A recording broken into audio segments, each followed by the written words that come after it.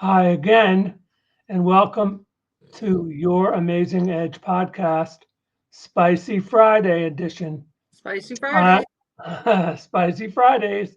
I'm Zev Halpern here in beautiful springtime Washington, D.C. And I am Sarah Polyakov out here in Seattle with beautiful Mount Rainier as our backdrop. And we are broadcasting coast to coast, nationwide, and worldwide. So tune in wherever you are at. We'd love to see your gorgeous face. And today we have a very interesting topic. We're talking all about infidelity. Yes, the I word, infidelity.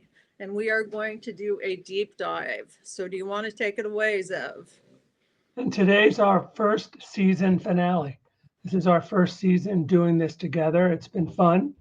And we're delving into this popular topic, which is of concern to many people, is on their mind, and infidelity. When is it infidelity? Because there's a lot of definitions, and we're going to get into that.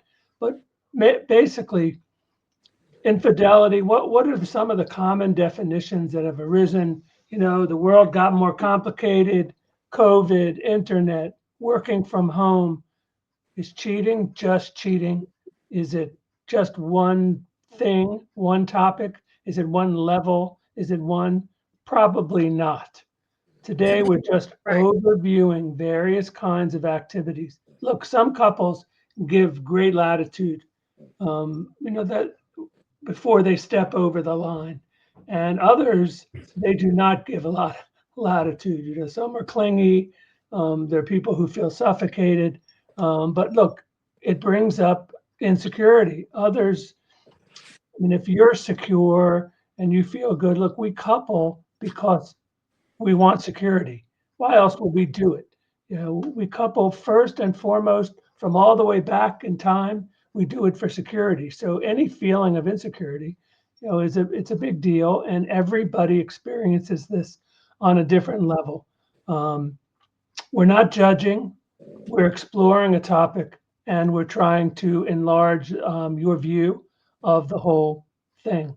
Sarah, you work with infidelity a lot, and Yeah. while cheating is the thing, the butt of many jokes. I mean, we hear lots of jokes about cheating. Not funny, but we hear them. We hear lots of songs. I mean, the music industry. I can't Jolene, imagine how much of the percentage is about your cheating heart, well, because it is. It is. Beyonce had her album called Lemonade, and that was all about her experience with her own marriage being, well, threatened. Somebody from the outside was threatening the stability of her marriage. And on her latest album, she sang Jolene. So, Right. yeah. So, just a quick overview of some statistics which might interest you. Men, about 20 to 25 of married men report having cheated on their spouse at least once. Women, about 10 to 15% of married women report having cheated. Men are more likely to cheat nearly every age group. The gender gap narrows in younger generations. Women under 30 are cheating at rates closer to men their age. Men are more likely to engage in sexual cheating without emotional attachment. Women are more likely to engage in emotional cheating, although both genders can do both. The impact of technology. Online infidelity is rising for sure in both genders, and with social media and dating apps creating new opportunities for that. Relationship dissatisfaction is the huge reason for infidelity. Women often cite emotional dissatisfaction as the reason. Men often cite sexual dissatisfaction or the opportunity to have it. Um, so, Sarah, Yes. what do you think, is the biggest, like somebody goes through this experience, they're betrayed. What's that like? What is it like to be betrayed? Let's see. It feels like you wake up one morning and something's very different. It's like your spouse just got kidnapped by aliens and they returned somebody entirely different into your house who looks like the same person. But that spouse that you knew, well, they're off into the other universe somewhere because um, you can feel something's wrong. And when you Where are you? And where, while you're looking at your spouse and, their distraction right, and their action, that they took, where is the person? like Beyond just the be that things are different. oh, What are they feeling? well, that when they actually find out about the affair, I mean, I've heard people say that uh, they feel like there was no way on earth that their spouse could have cheated. Like most people who are cheated on, they believe, and I believe everybody pretty much believes this, there's no way on earth that they would be that couple. Right. And so they literally feel like something crazy, like an alien invasion, came down, swooped up the person they knew, and returned this person who's capable of cheating, who they never thought was capable of cheating. So it's This, some kind of massive denial rationality. It's a uh, rationale based it, on it, denial. they feel they almost dissociate. Life feels unreal, and then when it finally hits them, when the reality hits them, some people get angry, some people will literally roll into a ball into the fetal position and cry for weeks on end. It is, they say that infidelity hurts. Well, there are two things that hurt the most in this world, and the first is the loss of the child, and the second is having your partner cheat on you. Those are the two most emotionally painful things that any couple can go through, and that's in literature. So anybody who's been through it will know that feeling. I came to know that feeling. I don't know if you want a very quick story, but I remember where I was the very first time I discovered that the concept of infidelity existed. I was playing in my room with my dolls, and my mom came in crying. And she told me that my uncle, who had married into the family, had just committed suicide. And what was behind that? What was behind that was he got in too deep with an affair partner, and my aunt left him, and he decided that life wasn't worth living. So that was the first time I was exposed to what infidelity can do to families. So people establish a trust. The trust is broken, and not just hearts, but it's a whole life experience. It is. There's all the facts on the ground. It's kind of like pushes you off the edge. It can push you off the edge, if you think you're going on some kind of path, and all of a sudden this kind of thing happens. I mean, it's like you got shot with an arrow, you got injured, you got hurt, and you're certainly impaired because it's hard to not think about it. You, It's impossible. It eats up every thought that you feel. If you're a betrayed spouse, it consumes your every thought because it's what's wrong with me? Am I too old? Am I ugly? Am I fat? Am I unattractive? Is my life going to end? Am I ever going to have a life after this? What's wrong with me? Why did he do this to me, or why did she do this to me? so really the big thing, and here, in my practice, that's probably the biggest question that you can't answer. Why? The why. I mean, there's certainly a lot of answers for it, but there's never a good one, and there's never one that's really satisfactory. And a lot of times it's two people. So whatever you're saying, there's a bit of denial on both sides about what was going on. Look, if a marriage was happy and wonderful, a lot of people wouldn't be driven to cheat, although people cheat by opportunity too. It happens. A I've little alcohol, a little social lubricant, and you're at that office party, and all of a sudden, what I the, do, you the know, opportunity appears. I mean, I've seen that. I don't want to be gender biased here, but I've seen that affairs of opportunity are more common in men since they can emotionally disconnect from that situation. It's I kind of think the statistics bear that out. yes, and so Statistics. so there can be perfectly happy men who do take these affairs of opportunity, and they don't really plan on leaving their spouse. Whereas some men are deeply unhappy and they stay for financial reasons or they stay for the children. They're deeply unhappy, and so they need to find solace in somebody else. They're looking to meet a need that their life is devoid of. So there are those situations as well. And I've Well, worked with people on all sides of this triangle. So I've worked with the one who cheats, I've worked with the betrayed spouse, and also with, the third party who's involved. So this is a really gray area. When you get to hear all three sides, you understand that it's a very gray area and that you have to let judgment go if you want to get anywhere. usually that third party is not even considered, but they're very much a part of the whole triangle. That's for sure. They, And yeah, when you go, well, we don't even want to think about him or her. Well, they're a part of it, and they will be a part of it into the future unless there's some kind of thing worked out somehow, way, shape, or form. But let's take a definition of cheating. Cheating in a relationship typically refers to breaking the agreed upon boundaries of emotional or sexual exclusivity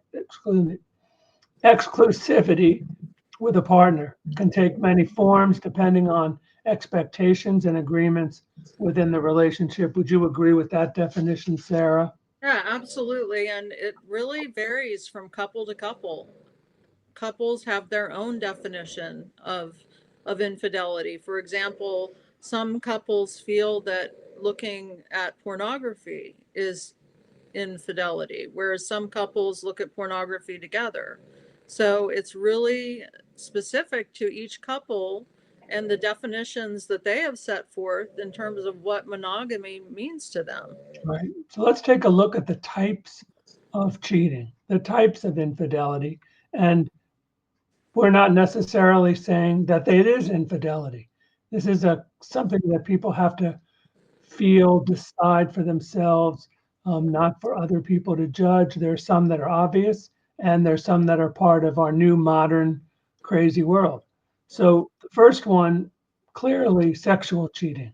That's the one that most people, that's the thing of movies and TV shows and Yeah. songs and the whole bit. That basically physical sexual contact outside of your relationship, often considered the most clear cut form of infidelity.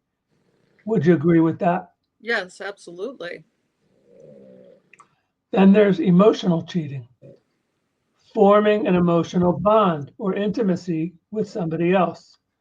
Often involves secrecy and emotional investment. So we all understand how that could happen on the internet. I mean, the internet is just temptations abound. People reach in all the time, and so that's emotional cheating. What do you think about that, Sarah? Emotional cheating. Oh, emotional infidelity, I think, has a variety of definitions depending on the couple. It's not straightforward. For example, one person may not like it if their spouse texts a friend of the opposite sex. They may not be okay with that. Whereas some spouses, they're okay with that because a lot of trust has been built. And some spouses have friends of the opposite sex, and that's already been established in the marriage that each spouse can have friends of the opposite sex and it's not going to have a problem. So emotional infidelity kind of comes down to the definition of what is it. I would, within each marriage, I would I say, mean, the classic thing that happens is, he leaves for work or she leaves for work and her computer's on or his computer's on, and oh, the person goes past it. They hit the thing, and there it is, a letter, a text, or something that has some kind of more of a connotation than they were expecting, and then things start to happen. That's where the negative fireworks Yeah. begin to happen. I mean, did that person want to get caught? Sometimes it seems like they do. I'm not sure that they did, but by leaving your computer on and being that careless and Sometimes that, people do to get caught. They do because they feel like they're spiraling in this direction. They don't know how to stop the car. And so sometimes they need their spouse to put the brakes on. the thing that always gets me is people who cheat on their spouses in their own house. In their own house. I mean, That I is, understand, there's, it's expensive to get a room, it's expensive to find another place, but that kind of disrespect, disregard, it's just awful. And, the kind of a cavalier, approach to a relationship that you would have it in the same bed, it just, it doesn't bode well. people don't get over that, I don't think. No, no, no, that's a hard one to get over. I Exactly. think that's where the crimes of passion, we hear about crimes of passion. Absolutely, the door opens and boom, you know, or somebody punches somebody out or throws them out the window. Yeah, It's all happened in we this all world. know about the guy that got thrown off the second story balcony naked. Absolutely, they had their myths about the good old Superman, who might have been involved in some kind of triangle, whatever his name was. But that's quite possible of how that happened to him. So the next one is Really? cyber or online cheating. Sexting, webcam sex, sexual chats, involves dating apps, pornography, use that feels like betrayal, or forming intimate online connections. So, how would you find out about an intimate online connection? You would find out, number one, if that careless leaving your computer on happened, and the cause of great hurt and great insecurity and anger. Um, but sexting, webcam sex, sexual chats, this is where it starts to gear up. And, because we have the internet now, it's happening more and more. I mean, especially with dating apps and also the hookup dating apps, which are just, they abound and they seem to be more. And there's a lot of lures and there's a lot of baiting out there too. Doesn't make it right, but the internet is a very dangerous place if your marriage is not in a good shape because again, the temptations abound. What do you think about cyber or online cheating? Is there a line there, Sarah? Is there some kind of boundary? What is it? I mean, there are a lot of people who conduct online affairs. So, because they can't see each other. So, it's a way of having an affair, being online. I mean, it certainly triggers, it's certainly an emotional spark. It's certainly, the thing of fantasy. And then, it leads to pictures. So I have a story, no names, but I know a situation where one of the alphabet agencies, somebody working for them, basically, all computer companies who have computer networks, there's a network administrator. I hope everybody knows that. There's Yeah, somebody who's watching. That's there their is always somebody that's who's their watching. job. So if you were in one of those alphabet agencies, security agencies, of the government, if you were conducting an affair, on that work email or whatever, someone's looking. And in this case, the person had to come see me because the network administrator found that their spouse was sending pictures to somebody, naked pictures to somebody. It was way beyond just talking. It had gone in, into the personal, sexting area, and it was a hard one to go with, and to find out from somebody else. I mean, to find out from your work, especially if your work is security. That was one, a very difficult situation there. But it's a classic example of cyber online cheating. Somebody's looking, somebody's watching. Big Brother, Yeah, 1984. It's here. yeah. Be warned. Then there's micro cheating, minor acts, minor acts that indicate a romantic or sexual interest in somebody else, saving somebody's contact under a fake name, flirting, late night texting. This one, a lot of times, is debated. Is this cheating or is it not? What do you think, Sarah? Is there a both ways? It appears. What do you think? Uh, saving somebody's name under a different contact, I would always wonder why, unless it's a nickname, right? Sounds devious. Sounds devious. Yeah, it doesn't sound normal unless it's a nickname, right? So, So this is it's an overt act, to further along some kind of thought in your mind right, that you might whatever with whoever, at right. some future whenever. And it's like filing something. And there's something devious about it, but there's also something very, I don't know, people do it. It's part of kind of internet stuff. Um, Save things you see, save things you think. I mean, that's a big part of the whole internet culture. Right. Then there's financial cheating, hiding financial decisions or spending, from a partner, secret accounts, gambling, gifting others without disclosure. So these are, this is another level. Money gets missing. The classic thing where they use their credit card, to buy a gift for somebody else. And then Uh-oh. And they eventually, get found out, of course. Uh, yeah. So if like, not the first time, the next time. yeah, so like on Valentine's Day, and you're going through the credit card receipts, if you see charges for flowers from two different locations and you know that one of those flowers only came to you, well then, Yeah, that's not hard to figure out that something's going on there. But it's a part of infidelity and cheating and whatever you want to call it, has a devious quality to it. It's secretive. That's what makes it so betraying, to some people. That, yeah, they have few secrets, this and that, but not those big secrets. Hey, I lost $50 in gambling. That's a secret somebody might not tell unless they have a gambling situation. But the credit card appearance to two destinations is kind of yeah. that's a giveaway, and and certainly up for questions. Hello, I have a few questions about this month's credit card Yeah. statement, right? And then there's the concept of the work spouse. Have you heard that phrase? Sure, absolutely. So and so is my work spouse. That doesn't bode well with me. I That mean, what they're calling it. I mean, it's a little over the line, it's to use the word spouse. you What does don't the word that spouse mean? word. No, Spouse takes it to a whole nother meaning.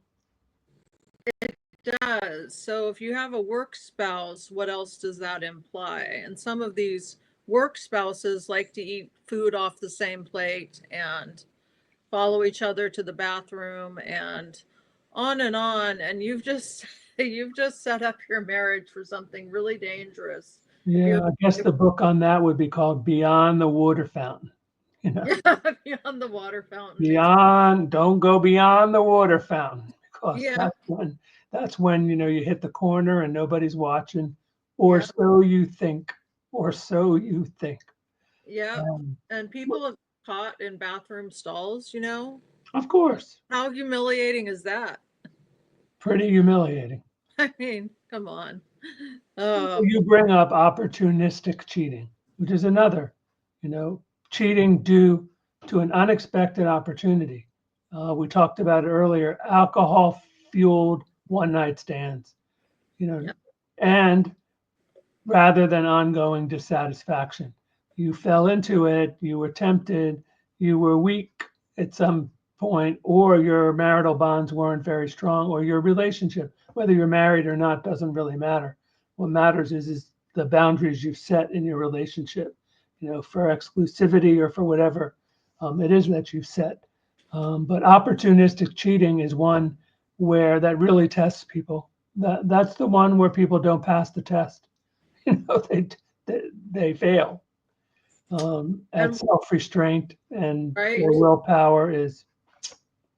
And I heard one guy say, and this was just so silly. One man said, "Well, what am I supposed to do when a woman finds me really attractive?" It's like, what? You're married. You say no. But that had I was never to say, lovely to meet you and have a nice conversation, and fantasize all you want. exactly. But don't take it further than go. What's in your mind is in your mind. But once you let it out of your pants, that's a whole nother story. Yeah. I mean, the mind doesn't seem to have a zipper, you No, know, no. you know, And but that, the body seems to have a zipper and buttons and clips, and how you found your way to that place is it's opportunity. And look, it's a human quality. It's been going on since the beginning of time. People are attracted to each other. There's an animal quality. It's yeah, still, in the end, there's the hurt and all that that happens afterwards. You have to ask yourself the question: is it worth that? Is this something that you want to bring on yourself or bring on someone who you purport to care for? Is there another way to go about this? Should I count till 10? Before I undo that zipper? Or hit that secret room, whatever, like you see in the medical shows. They're always in the storage room. You know, right. I I know. don't even want to go near a storage room in a hospital because the DNA, it might kill you. It might kill you. Exactly. I mean, the door's shut, it locks. Oh, And look at that. It's an instant, do it room. It's a boom boom room, right there with people all over, people dying, living, operating and screwing. So yeah. And that's why the doctor's late.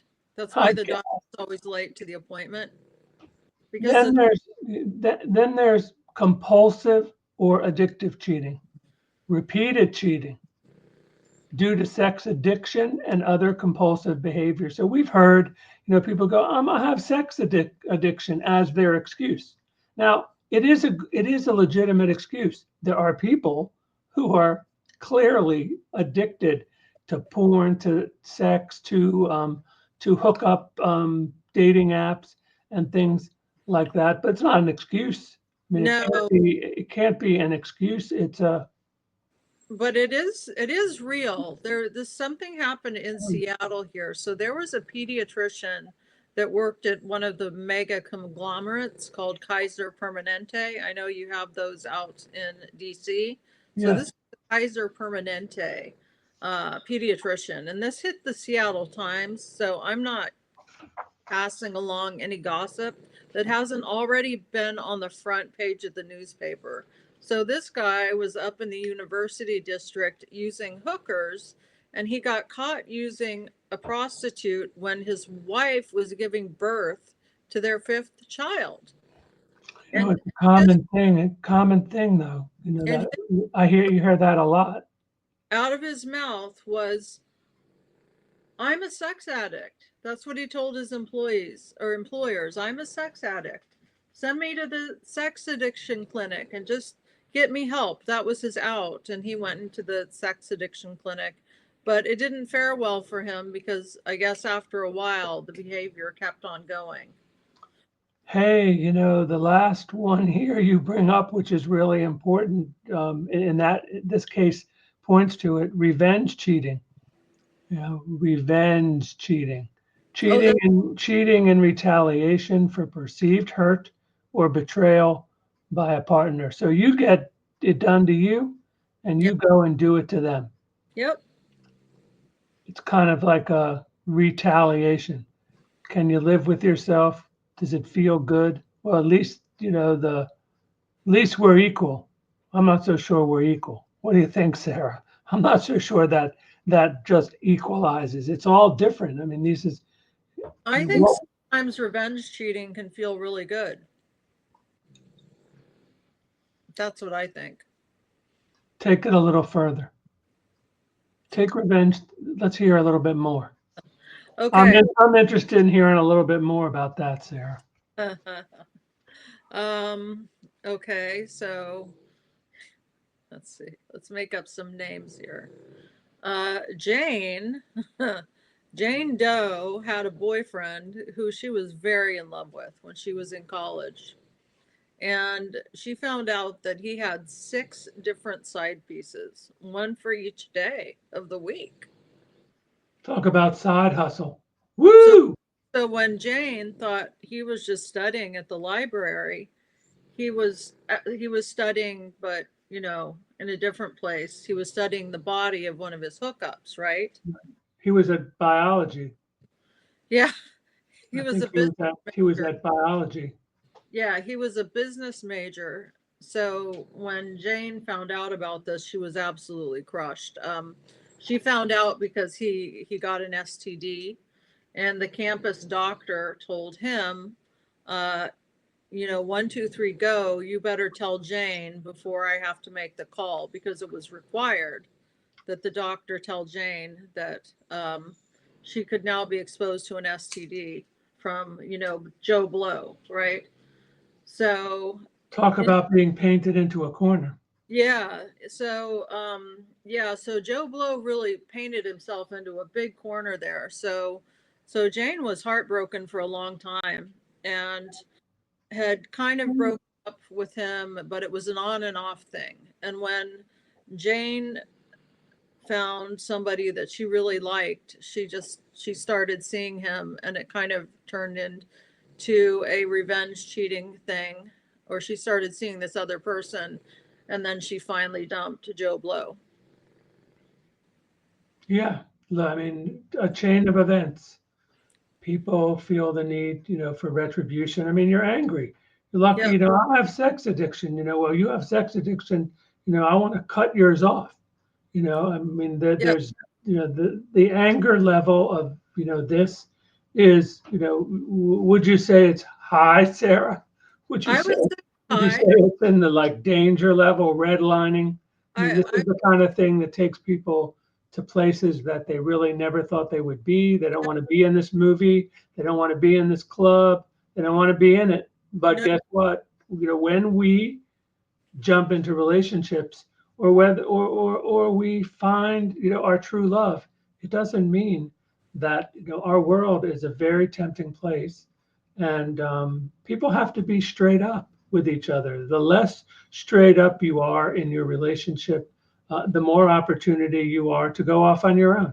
I mean, it just, if you don't want to talk, if you are a person, a spouse who doesn't want to talk about things, or I don't want to talk about that, or don't ask me about that, or I don't know, you want to hear about that sexual practice. Well, that could be um, something that prompts somebody into, this is always the way it's going to be. I didn't think it was going to be this way. Now what?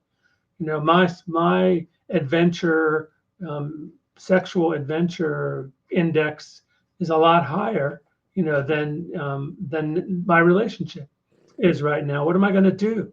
Well, that we know what happens, and this topic is a very deep topic. And today, really, we it was a deep dive, but boy, we can go very, very, very much deeper. this is the tip of the iceberg. I've been doing Yeah, work for 12 years. I Infidelity. really wanted you to know, wanted to define this so that people can look at themselves, see what they're doing, think about what's out there, recognize that we live in this modern world that's very different now, and that we have to have our values like in front of us, or we can get ourselves in a lot of trouble. We didn't even talk about the financial, family, children hardship that a decision or an alcohol filled 20 minutes or 3 minutes, you know, um, 3 minutes. what can happen from that. So Well, we're it good. devastates the children. Like if you're having an affair and your children are little, and then it's found out. I mean, has these enormous ripple effects through the family. Now, let's say you're empty nesters and your children are grown and your marriage has gone stale and it cannot be revived, then that kind of cheating isn't going to have the same ripple effect on the children, The right? children are sponges, and they sponge any kind of sour, emotional upheaval inside a relationship, and it would be hard to hide this kind of thing from children. You think you're hiding it. You think you're No, guarding them. You're protecting them. You're not. They understand the anxiety, and they begin probably to act out some of that anxiety. But these are different. The point is that infidelity is a huge topic today. We wanted on this last show of this season to really open it up, to have you think about it, to have you take a look at the different kinds of cheating. You know, before maybe you thought there was only one, but there's a lot, and there's a lot of reasons, and it's a deep topic, and the consequences are huge. So we're going to revisit this again next season, and take a different perspective at it, and really get into how do you come back from it? Can you come back from it? Is it repairable? Can you forgive? it These is. are the things that we'll deal with those in part two of adultery and cheating and infidelity and the whole bit. Because we didn't even use that word. It's kind of interesting that it came out, adultery, because it's kind of it's not a word that's used so much, Not but anymore. right, Yeah. not anymore. But it No, just came out of my head. Came out of my head because we're delving deep into this. and Um, if you are watching this video and you're sitting at home and you're thinking, oh my goodness, this might be my relationship. If you're coming to that conclusion, please reach out to us because you don't want to be alone. Absolutely. There's help. There's support. You can find it. Don't do it alone. Don't Alone. alone. Alone is a hell. It's a hell you don't need to go through. Enough already. How much more do you want to, put yourself through? There's a lot of guidance that you can get on how to channel some of this anger and your responsibilities, and keep on living. Like in the songs, they go, "I can't live anymore." It's like serious business. It is serious business. It Right. it breaks people's heart. They are never the same. They are never the same. So we'll get back to this the next time. And we just wanted to tell you, Sarah and I have many opportunities for you, many more coming down the pike. As we talk about, Sarah and I wrote a book, Discover Your Amazing Edge, available on Amazon. Really, it's each chapter, you don't even have to read the whole book. If you read one chapter, it would definitely prompt you to be thinking about things about yourself, and where you want to go with your life. And is this the end, or is there more for you? We have a new website coming. We're really excited about that. We're really in the deep throes of the whole thing right now, and it's a real it's an adventure, because this whole thing came about through a collaboration that was organic, and it's an organic collaboration that definitely has teeth, legs, and we're taking it way, and you're going to be the beneficiaries. Yep. We have two tracks we work with. We deal with relationships, and we deal with personal development. Uh, And one of those tracks is absolutely right for you. So and look forward. We're going to have. Um, Please make sure you watch us, because there are going to be some really good webinars coming up that you're not going to want to miss. Leap Forward and 5 Ways to Warm Up Your Relationship and more. Also, this podcast is available on YouTube, iHeartRadio, Amazon, Apple, and other podcast platforms. So look for our next season. We've had so much fun doing this first season. It was an adventure for us, because working with somebody and doing this, there's growth, and there's been a lot of growth here, And we look forward to even bringing super stuff to you next time because we want you to find your amazing edge. We do. And we also want you to be happy. Otherwise, we wouldn't be doing this. We have different routes to happiness and fulfillment, and you feeling like you're living the best life that's for you, that dream So, is within your reach. right, it is within your reach. So have a great weekend and have a good summer in the United States. And if you're elsewhere, enjoy your weekend, and we look forward to being with you soon. And I have an open door policy, as you can see. So hit me up in the DMs if you have any questions. Thank you, Sarah. Sarah, have a great weekend. You have a great weekend. Thank you, everybody, for tuning in. You guys are the best.